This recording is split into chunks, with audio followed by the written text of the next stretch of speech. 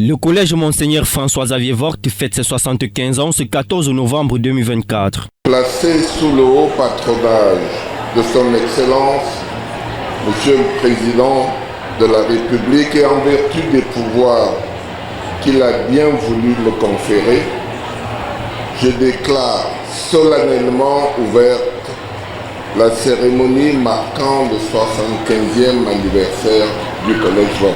Célébration meublée par des prières et des discours qui relatent les prouesses accomplies au Cameroun depuis 1948 par cet établissement secondaire privé de l'archidiocèse de Yaoundé. Au fil des années, le Collège Vogt est devenu plus qu'un simple établissement scolaire, mais une école de vie, voire une famille, temple mythique de la formation et donc de la course permanente vers l'excellence. L'archevêque métropolitain de Yaoundé salue la contribution de cette école au développement national et international, tant sur le plan économique, social que politique et éducatif. Mais il importe de poser dès aujourd'hui les jalons aux solutions des défis auxquels peuvent être confrontées les générations futures. Je puis vous assurer que la volonté de l'Église reste totalement ouverte à la dynamique croissante qui se dessine à travers cette célébration.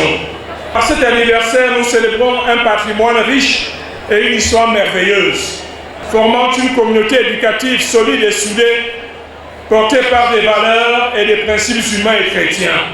Le principal entend pour sa part mettre du sien afin que ce collège garde sa réputation. Dans le meilleur des cas, qu'il continue de progresser et d'innover. Merci surtout au chef de l'État aussi qui a bien voulu, je dirais, parrainer cet événement. Nous voulons aussi revoir d'ici quelques années, fêter les 100 ans de Vogt avec un collège ayant une renommée davantage encore plus grande, avec des locaux aussi rénovés. Bref, nous voulons perpétuer l'excellence au collège de Vogt. Pour le maire de Marlenheim, ville située à l'ouest de Strasbourg, en France, par ailleurs village natal de Monseigneur François-Xavier Vogt, ce collège représente une base solide des relations amicales et courtoises entre le Cameroun et la France en particulier et le Cameroun et l'Europe en général. Je formule le vœu que son existence perdure dans le temps et qu'il continue à former les jeunes générations tout en veillant à faire perdurer la mémoire de son fondateur, mais également sa vision de l'éducation et du monde. Pour les promotionnaires des années 1960, c'est un agréable plaisir de se retrouver ici après plus de 50 ans. Ça fait chaud au cœur de retrouver ceux avec qui on a cheminé il y a 50 ans. Et il faut transmettre le flambeau aux jeunes générations. Et je crois que ça a été illustré par le président du Conseil constitutionnel qui fait office de doyen pendant cette célébration du 75 ans.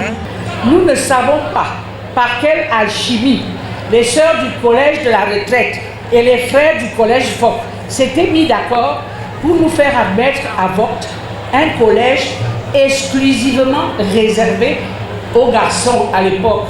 La cérémonie est marquée par la transmission symbolique du flambeau à la nouvelle génération, des intermèdes musicaux, une parade générationnelle, la coupure du ruban et la visite des stands. Y prennent part des personnalités politiques, administratives, religieuses et sécuritaires et anciens élèves de l'établissement. Une minute de silence est observée en mémoire des aînés et camarades disparus. Les festivités s'achèvent le 17 novembre prochain. Il est annoncé au cours de cette célébration la création d'un congrès mondial vogtois qui va permettre de pérenniser l'excellence retrouvée du collège et contribuer au développement économique et culturel du Cameroun.